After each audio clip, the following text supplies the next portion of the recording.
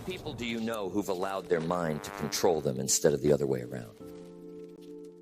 I want you to think about that for a moment. They wake up, and before the day even begins, their mind is already deciding for them how it's going to go. Their mind starts racing with thoughts of worry, doubt, fear, anxiety. The mind is a powerful thing, but I'm telling you, if you don't take control of your mind, it will most certainly control you. You see, the mind is like a wild horse. Left unchecked, it will run wherever it wants, without direction, without purpose, without focus. But when you learn to control it, when you take the reins, you can guide that horse. You can harness its power. The difference between success and failure in life is often not about circumstances, resources, or even talent. It's about how well you control your mind. The mind is the battleground where success or failure is determined. It's where we win or lose. And make no mistake, it's a battle. Every day we face the challenge of controlling our thoughts. The mind can be our best friend or our worst enemy. It can lift us up to the highest of heights, or it can drag us down into the depths of despair. And the difference between those two extremes is what we allow into our mind and how we choose to direct our thoughts. Now, you've probably heard the old saying, as you think, so shall you become. It's an ancient idea, but it's as true today as it ever was. The quality of your life is directly related to the quality of your thoughts. So what are you feeding your mind? What are you allowing to take root in your consciousness? If you're constantly feeding it negativity, self-doubt, and fear, then don't be surprised when your life reflects those things. But if you feed it positivity, belief, and hope, you'll see your life start to change in ways you never imagined. Think about this. The mind is always working. It's always processing information. Even when you're not consciously thinking, your subconscious mind is working behind the scenes, shaping your beliefs, your attitudes, and ultimately, your behavior. This is why it's so important to be mindful of what you're allowing into your mind, because your subconscious is always listening. And if you let it absorb negativity, that's what it will produce. So how do we control our mind before it controls us?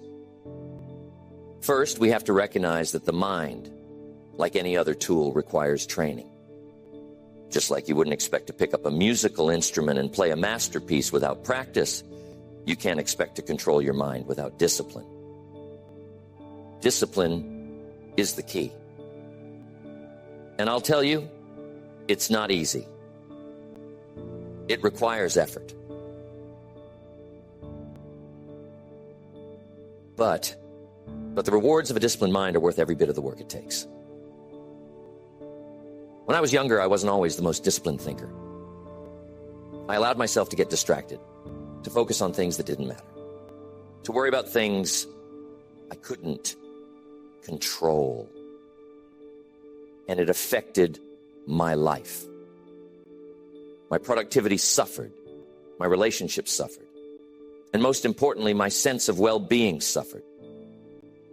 It wasn't until I learned to take control of my mind, to focus my thoughts, to be intentional about what I was thinking, that things started to change for me.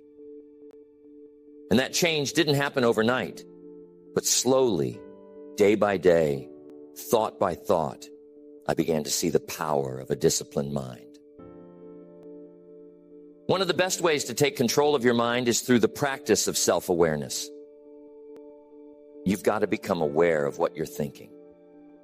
Most people are walking around completely unaware of their thoughts.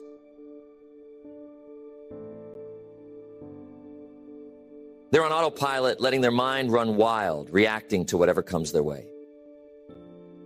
But self-awareness is about stepping back, observing your thoughts, and asking yourself, is this thought serving me? Is this thought moving me closer to my goals?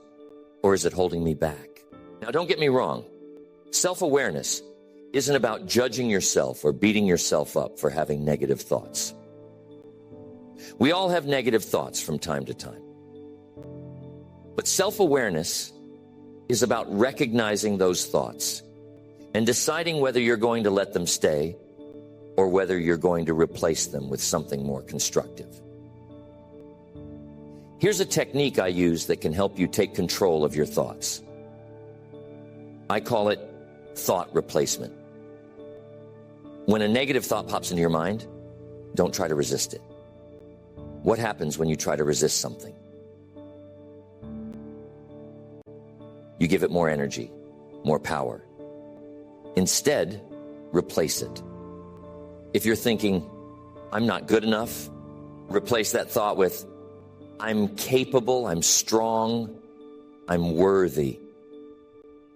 If you're thinking, I can't do this, replace that thought with, I can handle this, I've faced challenges before and I'll face them again. You see, the mind can only hold one thought at a time. It's like a glass of water. If the water is dirty, you don't get rid of the dirt by focusing on it. You get rid of the dirt by pouring in clean water. The more clean water you pour in, the clearer the water becomes. In the same way, the more positive, empowering thoughts you pour into your mind, the less room there is for negativity. And I'll tell you something else. Your mind believes what you tell it. If you keep telling yourself, you're not good enough, you're not smart enough, you're not capable, your mind will believe that. But if you start telling yourself a different story, your mind will believe that too. This is why affirmations are so powerful. Affirmations are simply statements that affirm what you want to be true in your life. They're a way of training your mind to think in alignment with your goals and aspirations. Tell me, what are you affirming in your life? Are you affirming your potential, your ability to succeed, your capacity for greatness? Or are you affirming your limitations, your fears, your doubts? What you affirm, you become. So be mindful of your words. Be mindful of the story you're telling yourself, because that story will shape your reality. Now, one of the most difficult things we have to face when learning to control our mind is fear. Fear is one of the most powerful emotions we experience, and it can easily take control of our thoughts if we let it. Fear of failure, fear of rejection, fear of the unknown. These fears can paralyze us, keeping us stuck in place, unable to move forward. But here's the thing about fear. It's all in your mind. Fear is a product of your thoughts. And because it's a product of your thoughts, you can control it. When fear shows up, don't run from it. Face it. Acknowledge it. And then ask yourself, is this fear real, or is it just a thought? Most of the time, fear is nothing more than a thought, a projection of what might happen, not what is happening. And because it's just a thought, you have the power to change it. You have the power to reframe it, to see it in a different light. Here's something I learned a long time ago. The best way to overcome fear is to take action. Fear thrives on inaction. The longer you sit and stew in your fear, the bigger it becomes. But when you take action, even a small step, you break the grip that fear has on you. You start to see that fear is just an illusion, a creation of your mind. And the more action you take, the less power fear has over you. Now, here's another important part of controlling your mind. Focus. What you focus on expands. If you focus on problems, you'll find more problems. If you focus on solutions, you'll find more solutions. If you focus on lack, you'll experience more lack. But if you focus on abundance, you'll start to see abundance everywhere. The mind is like a magnifying glass. Whatever you focus it on becomes larger in your experience. So, where is your focus? Are you focusing on what you want, or are you focusing on what you don't want? Are you focusing on the possibilities, or are you focusing on the obstacles? You have the power to direct your focus. You get to decide what you're going to give your attention to. And I'm telling you, your attention is one of the most valuable resources you have. Don't waste it on things that don't serve you. Don't waste it on negativity, on distractions, on things that pull you away from your goals. Be intentional with your focus. Choose to focus on the things that move you closer to where you want to be. And here's another thing about focus. It's not just about what you think. It's about how long you think it.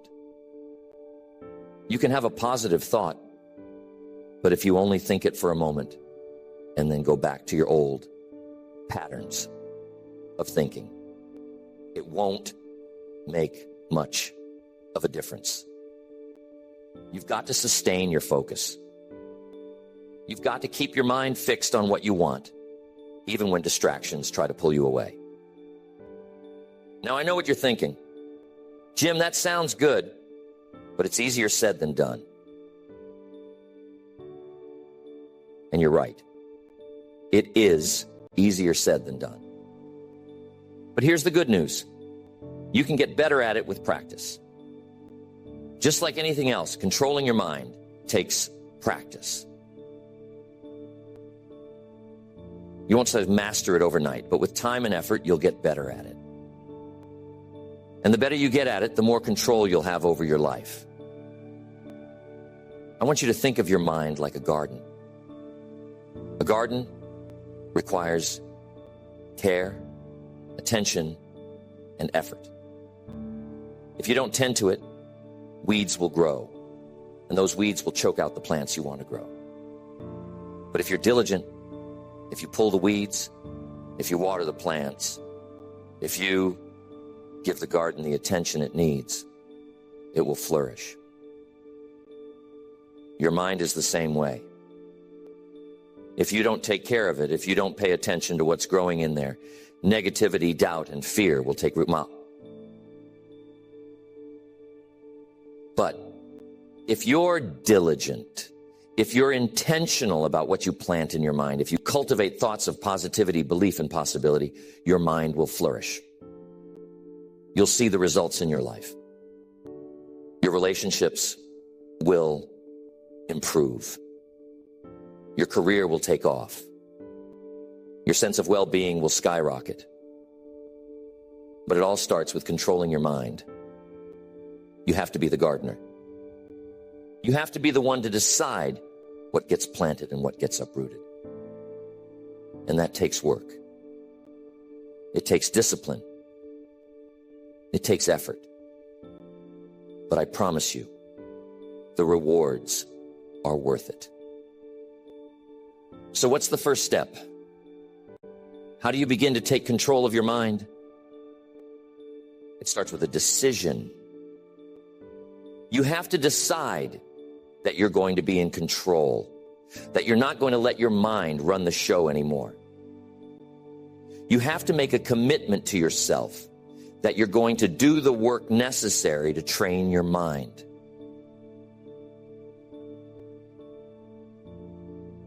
And once you make that decision, you've got to follow it up with action. Start by becoming aware of your thoughts. Start paying attention to the story you're telling yourself. Start replacing negative thoughts with positive ones. Start focusing on what you want, not what you don't want. And most importantly, don't give up. It's not always going to be easy, but if you stick with it, you'll start to see the results. Years ago, I met a man who was struggling in his business. He was a hard worker, but no matter what he did, he couldn't seem to get ahead. He was frustrated, and he didn't understand why things weren't working out for him. So, we sat down and talked. And it quickly became clear to me that his problem wasn't his work ethic or his skills. His problem was his mindset. He was constantly focused on what wasn't working, on all the things that could go wrong, on all the reasons why he wasn't succeeding. And because that's where his focus was, that's what he kept experiencing. I told him, you've got to change your focus. You've got to start focusing on what you want, not on what you don't want. It wasn't easy for him at first. His mind had been conditioned to focus on the negative for so long that it took real effort for him to shift his thinking. But over time, he did it. He started to change his focus, and as he did, his results started to change too. His business began to grow, his confidence increased, and he began to see opportunities where before he had only seen obstacles. Here's the point.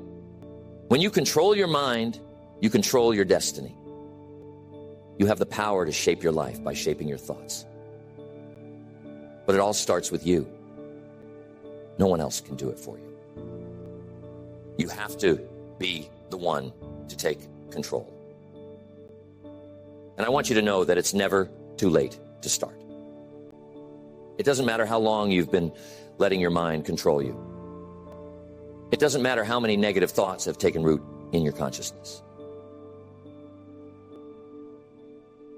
You can start today, right now, to take back control.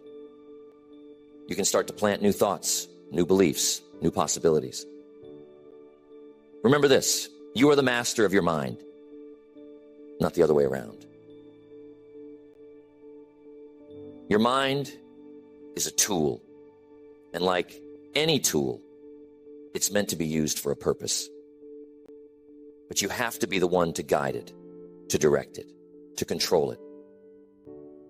And when you do, you'll be amazed at what you can accomplish.